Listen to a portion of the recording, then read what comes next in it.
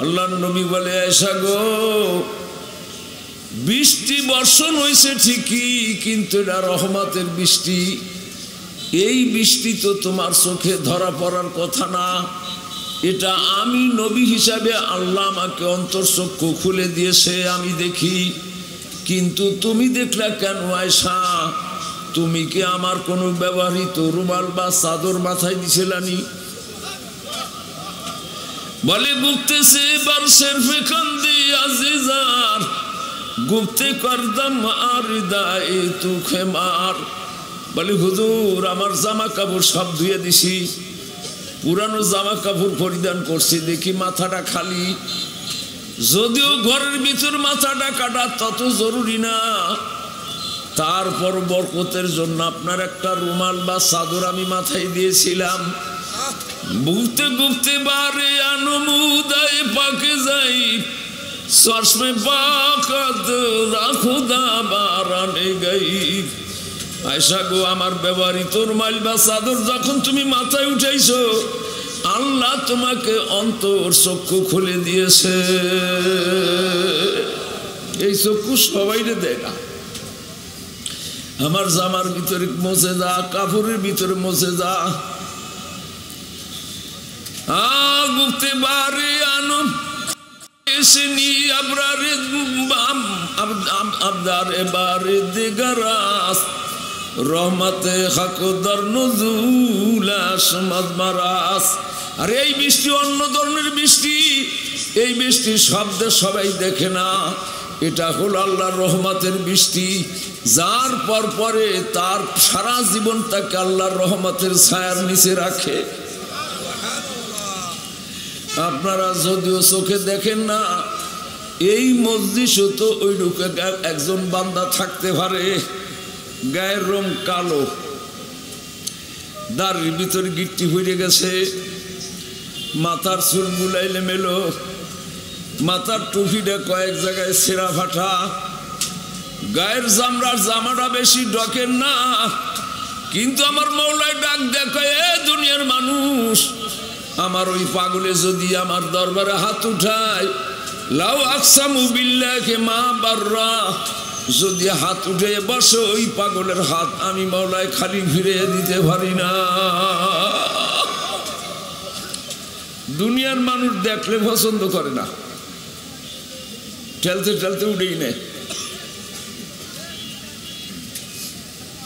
এই রহমতের মজলিসে বসলে রহমত পাইতেছেন চারটে হুকার। কয়টা? এক নম্বরে গুনাহগারের গুনাহ মাফ। আছেন একদল পাগল, আল্লাহ গুনাহ মাফ করে দেন, কি গণ আছে না? একদল পাগল এই গভীর রজনীতে বাড়িতে গ্যাস ঘুমাইবে, রাত্রি 2:30 3টা বাজদার বিছানায় পিঠ থাকে না। কারণ বাবা, সে তো জমিনে শোয়া, খাটের পরে বা বিছানায় শোয়া। আমার মাওলায় তার আরশ থেকে ডাক দেখে, রে বান্দা, তুই তো আইসা কষ্ট করার পরে ঘুমে চাপ দিছে, একটু বিছানায় শুইলি, আরাম করলি, কিন্তু আমি মাওলার তো আরাম নাই। লা তাখুযুহু সিনাতুন ওয়ালা নাওম। আমার একটা খাট নাই, একটা বাড়ি নাই, একটা এসি রুম নাই, আমার বিবি নাই, বাল বাচ্চা নাই, আমার বড় একটা বিল্ডিং নাই। আমি মাওলা তোদের পাগল, আমার আরশ কুরসি ছাইরা দিয়া 7 আসমান পার হইয়া শেষ আসমানের নিচে আমি মাওলায় আমার কুদরতি হাতখানা জমিনের দিকে বাড়াইয়া দিয়া হাত ছানি দিতে থাকি। আলামিন মুস্তাগফিরিন ফাগফির আলা।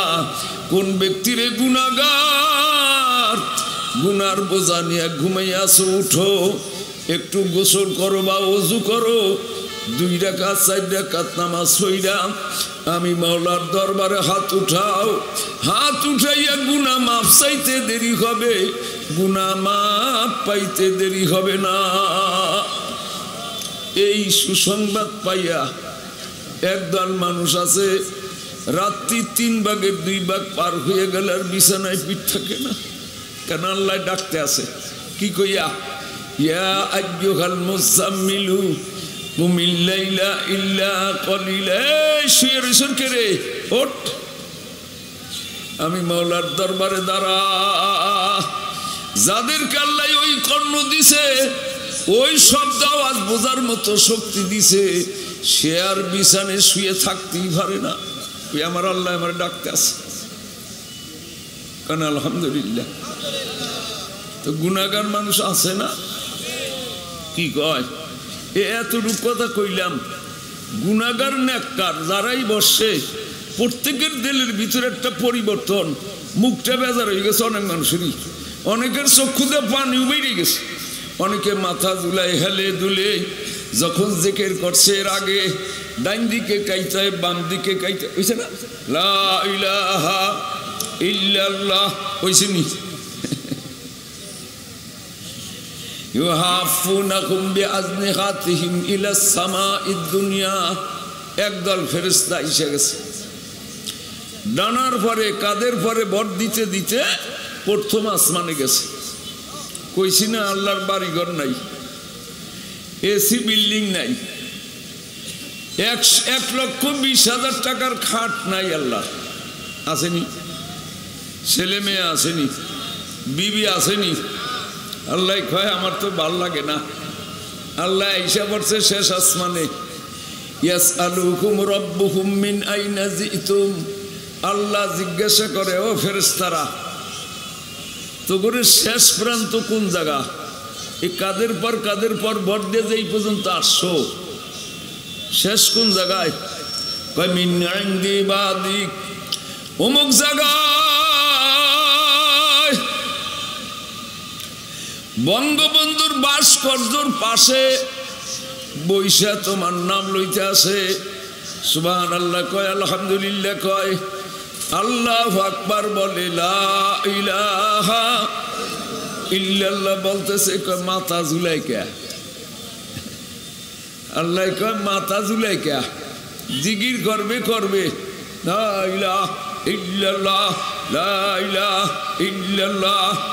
আছে না কিছু সর্বনাইট চেতা পাগল, এগুলো তো পাগলই হয়ে যায়।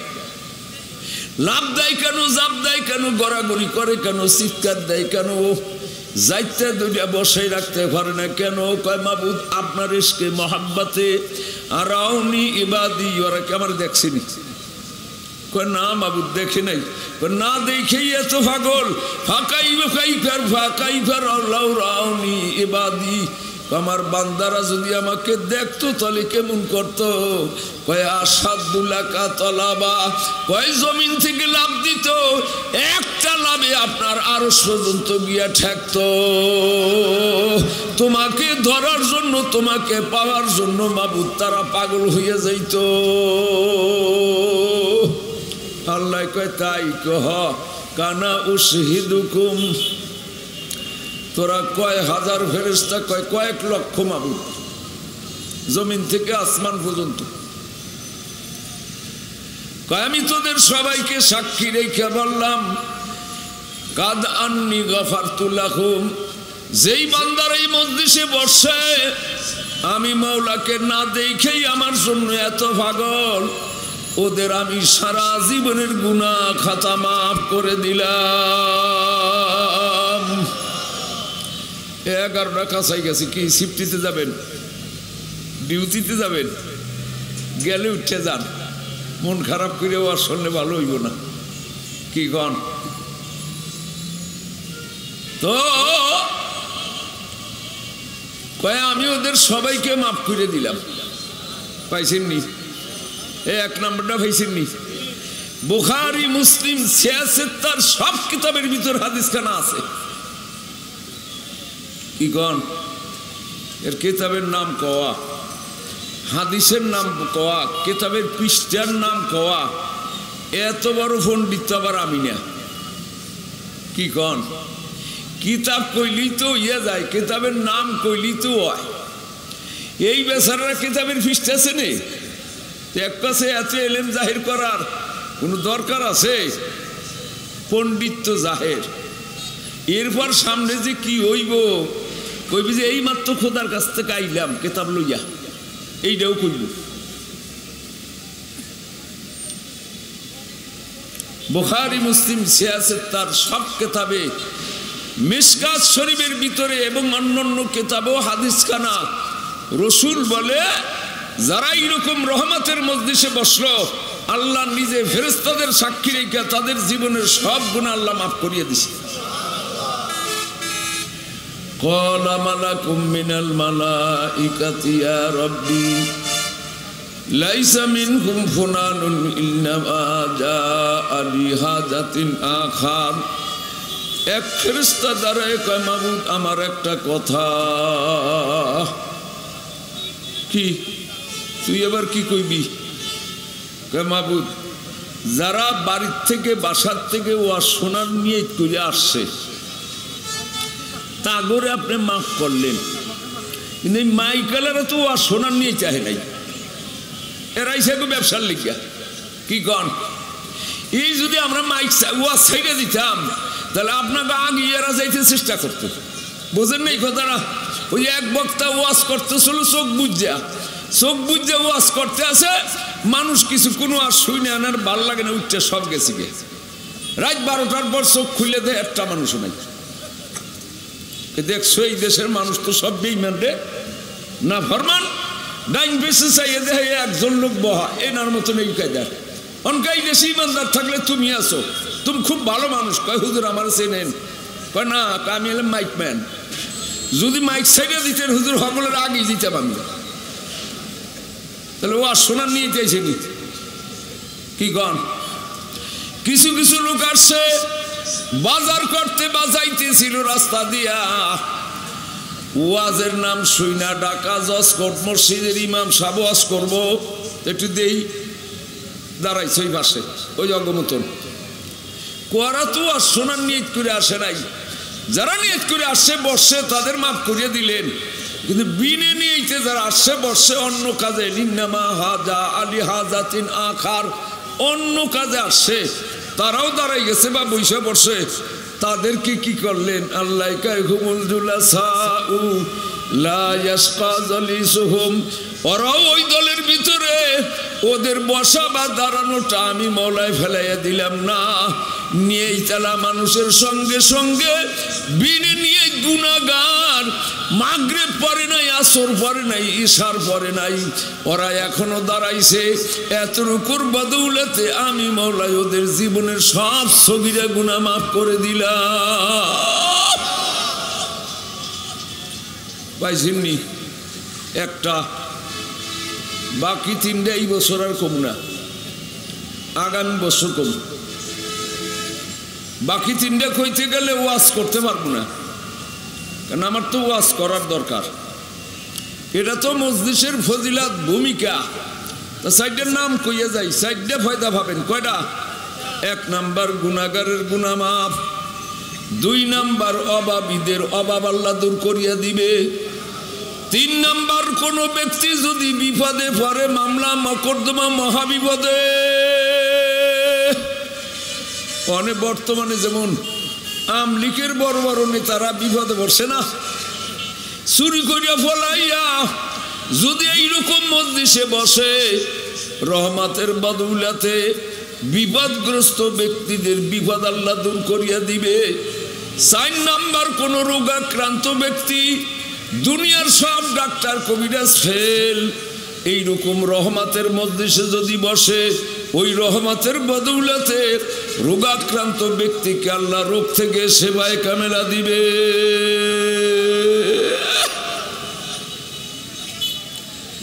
এই সাইডার উদাহরণ দিল 1 ঘন্টা সময় লেগে যাব না, কমু না। অনেক শেষটা কই, শেষের ডা রোগাক্রান্ত ব্যক্তির রহমতের বদৌলতে রোগ থেকে সেবা দিবে। হযরতে শেখ সাদি রহমাতুল্লাহর নাম শুনছেননি? তিনি একখান কিতাব লেখছেন গুলিস্তা, নাম শুনছেন না? গুলিস্তা বস্তা, এখনো কওমি মাদ্রাসায় পড়ায়। বইয়ে গেলি চিনির বস্তা, খাইয়ে গেলি না। গুলিস্তা কিতাব নামই শুনেন, পড়লেন পড়াইলেনও, কিন্তু ভিতরে কি আছে, কি ওয়াজ কি ওয়াজ কি গণ।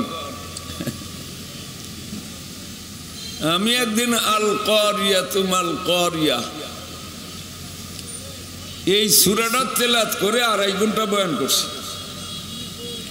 মনে যারা আছে আর আল কারিয়া সূরা জানে পরে আলেমও কয় হুজুর এর ভিতরে যে এত ওয়াজ, আরে আমরা তো জানি না।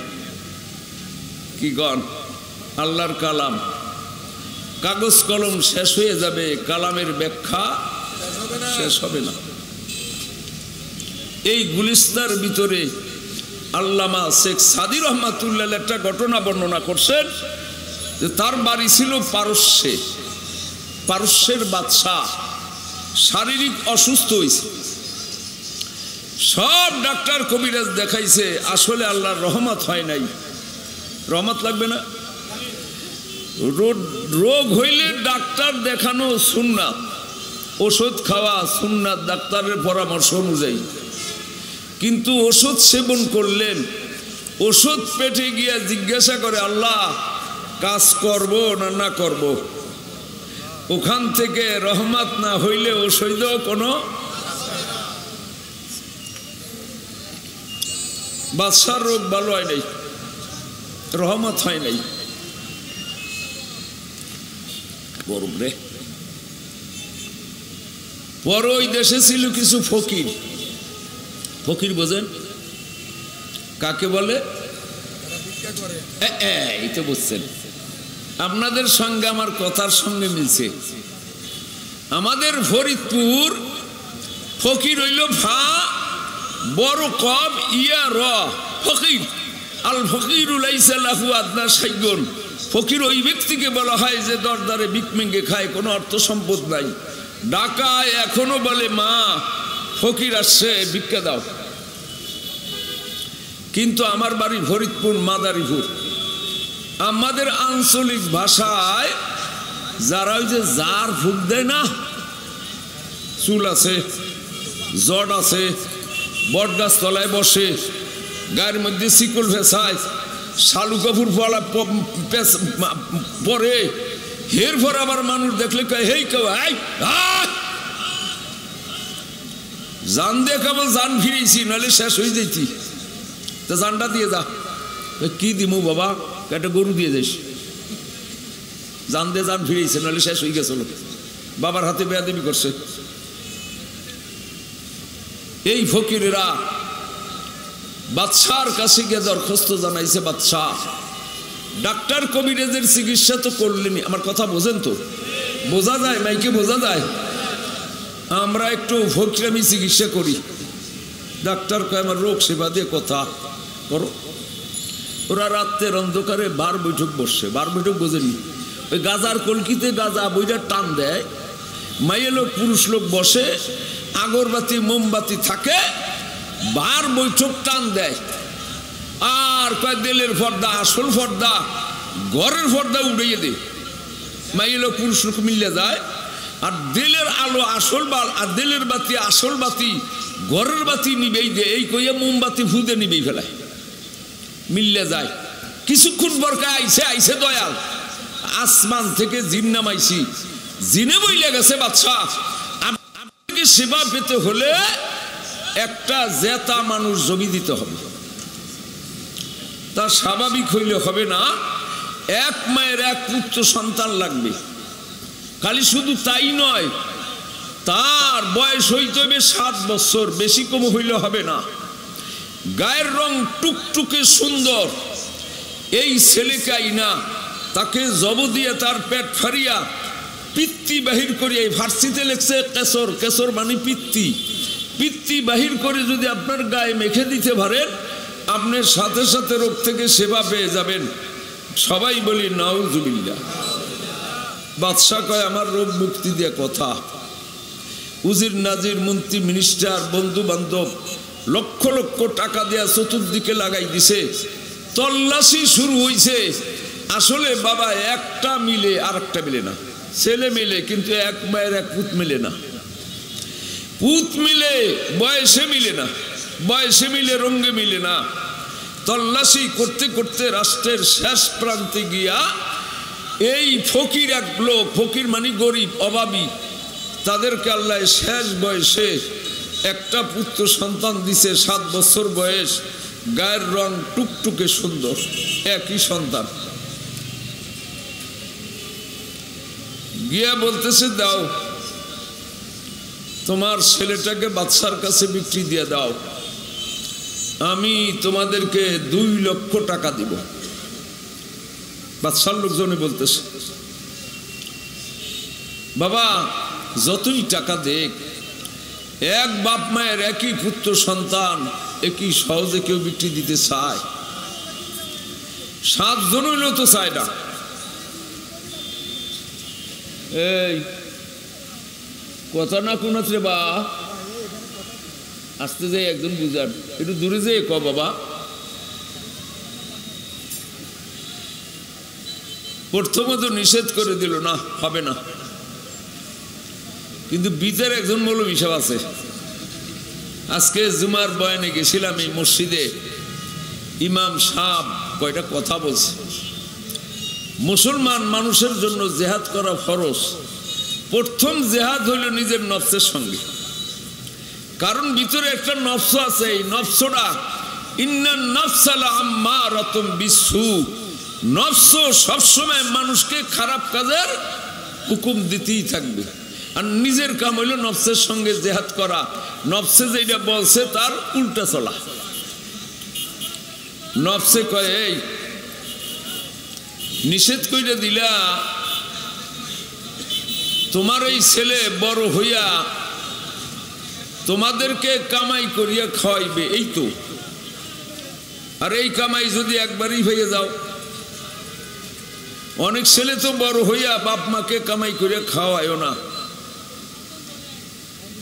যদি একবারই হয়ে যাও সারা জীবন, সেই জমানার 2 লক্ষ টাকা সোজা কথা না, পাও ঝুলেই ঝুলেই খাই দিতে পারবা। নফসের কথায় রাজি হয়ে গেছে, দাও 2 লক্ষ টাকা। রাজি হলাম, সঙ্গে সঙ্গে টাকা গুনে দিয়ে দিছে। গিয়া ছেলের হাত ধরছে, ছেলে কান্নাকাটি গড়াগড়ি রোনাজারি, আব্বা গো আম্মা গো আমাকে বিক্রি দিয়েন না, আমাকে তো নিয়েই বাদশা জমিতে ফেলাইবে, আপনাদের কাছে খানা পিনার জন্য বিরক্ত করব না, 10 দারে ভিক মেঙ্গে খাবো, টাকা পয়সা জমা করে প্রয়োজন হয় আপনাদেরকেও খাওয়াইব, তবু বাদশার কাছে বিক্রি দিয়েন না, নিয়েই তো আমাকে জমিতে ফেলাইবে। পিতা মাতা বলে ও বাদশার লোকজনেরা এইভাবে খাবে না, ওকে হাতে পায়ে বেঁধে চক্ষু বন্ধ করে সৈন্য করে ধরে নিয়ে যাও। এই ইকু লাগাইছো, বন্ধ করো। ইকু লাগাইবা রং তামসার বক্তা যারা তাগর বেলায়, আমাদের এত রং আছে।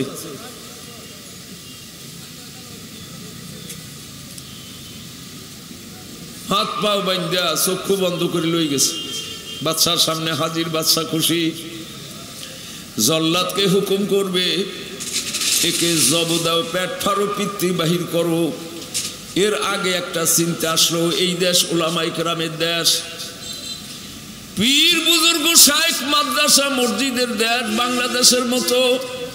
আমার নিজের ব্যক্তিগত রোগের জন্য দেশের একটা প্রজাকে যদি জমি দেই, আগামীকালকেই ধর্মঘট, সংগ্রাম, বিপ্লব, রাস্তায় রাস্তায় মিছিল বাইর হবে। বাদশা তার রোগ, নিজের রোগের জন্য একজন নিরীহ প্রজাকে কেন জমি দিল? অতএব জনগণের মুখ আগে বন্ধ করি। তৎকালীন জমানায় প্রধান বিচারপতি একজন কাজীউল কুজা, বড় একজন কাজী সাহেব ছিল, সেও একজন আলেম ছিল। আলেম তো 2 প্রকার না, একটা হলো সরকারি আর একটা হলো বেসরকারি। কি কন? সরকারি আলেম আছে না? কাজী সাহেব সরকারি চাকরি করে, প্রধান বিচারপতি, তার কাছে লিখিত ফতুয়া চাইছে কাজী সাহেব, বাদশার রোগ মুক্তির জন্য একজন প্রজার জান বিনাশ জায়েজ আছে কিনা ফতুয়া চাই। বোঝেন নাই? সঙ্গে আবার কিছু এই যে না বুঝছে কি কর, ঘুষের নাম তো ঘুষ নাই, বাংলাদেশে ঘুষ আসেনি। ওসি সাবরি দিয়ে কয় স্যার কিছু নাস্তা পানি খাইতে দিলাম, কি কর। আবার অফিসে দিয়ে কয় সিগনেচার দিয়ে দেন, কয় কি দিলাম, কিছু চার পয়সা দিলাম। মৌলবি সাবরে সকাল বেলায় বউ তালাক দিয়া বিকাল বেলায় এই বউ হালাল করণের লেগা হুজুরের কাছে গেছে, কয় হুজুর বউ যাতে থাকে এই ব্যবস্থাটা কইরা দেন, ভালো করে আপনারে কিছু হাদিয়া দেবানে। বুঝেন নাই? মৌলবি সাবরে ঘুষ দেয়, কি কয় ওয়াইন্নি মুরসিলাতুন ইলাইহিম বিহাদিয়াতিন। সুলাইমান আলাইহিস সালাম বিবি বিলকিসকে যখন ধমক দিছে, এই আল্লাহর জমিন আল্লাহর আসমান আল্লাহর বান্দারা রাষ্ট্র চালাইবে, যেই দেশে পুরুষ লোক ছাড়া মেয়ে লোক রাষ্ট্রপতি হয় সেই দেশে আল্লাহর গজব পাইকারি হারে নাম নাম নাজিল হইতে থাকে। অতএব আমার মতো নবী সুলাইমান আলাইহিস সালাম, আমি সারা পৃথিবীর বাদশা আল্লাহ আমাকে বানাইছে। আমার কোন প্রান্তে সাবা নামক এক শহর, সেই শহর দখল করছে একজন মহিলা মানুষ, তার নাম বিবি বিলকিস। সে নিজে রাষ্ট্রপতি ঘোষণা দিয়া বিরাট সিংহাসন তৈরি করছে। সিংহাসনের ওজন ছিল 1000 মণ, সব স্বর্ণ দিয়ে বানাইছে। বোঝেন নাই? এই খবর যখন পাইছে তখন সুলাইমান আলাইহিস সালাম এই লোক দিয়ে পাঠাই দিছে, ওই বিলকিস সিলিন্ডার করো, তাড়াতাড়ি আসো না লুকা নাই। চিঠি লিখে পাঠাই দিছে, ইন্নাহু মিন সুলাইমানা ওয়া ইন্নাহু বিসমিল্লাহির রহমানির রহিম, আল্লাহ তাআলু আলাইয়া ওয়াতুনি মুসলিমিন। বিসমিল্লাহর নাম লইয়া চিঠি লেখা পাঠাইলাম। চিঠি পাওয়ার সঙ্গে সঙ্গে কান দইরা সিলিন্ডার কইরা তাড়াতাড়ি আসো, তোমার রাষ্ট্রীয় শক্তি বর্জন করো, আমার রাষ্ট্রীয় শক্তি আমার রাজত্ব মাইনা নাও। মেয়ে লোকের জন্য কোনো রাজতত্ত্ব রাজনীতি নাই, রাজনীতি করবে পুরুষ লোকেরা। সবচেয়ে বড় রাজনীতি হলো মসজিদের ইমামতি করা। বুঝেন নাই? মসজিদের কওনার লাগে না, আল্লাহু আকবার, রুকু দেয় নিচে যায় উপরে আবার উপরে ওঠে, ওইলো রাজা আর সবাইলো পুরজা। অতএব সারা দুনিয়াতে শুনছেন নাই পর্যন্ত কোনো মেয়ে লোক ইমামতি করছে? খাম খেয়ালি যদি করেন, মসজিদ হলো সবচেয়ে দুনিয়ার ভিতরে বড়। কি বড়?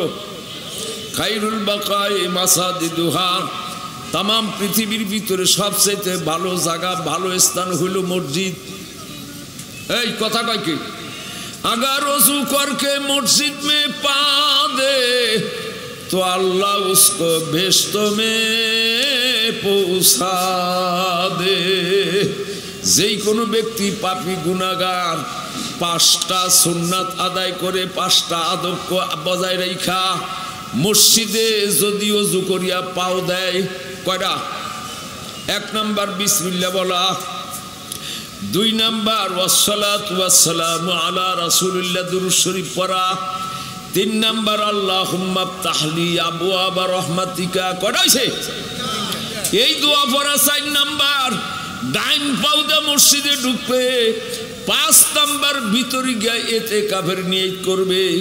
এই 5টা আমল করে ওযু সহকারে যদি মসজিদে ঢুকে, ওই ব্যক্তিকে যেন আল্লাহ জান্নাতে পৌঁছাইয়া দিল।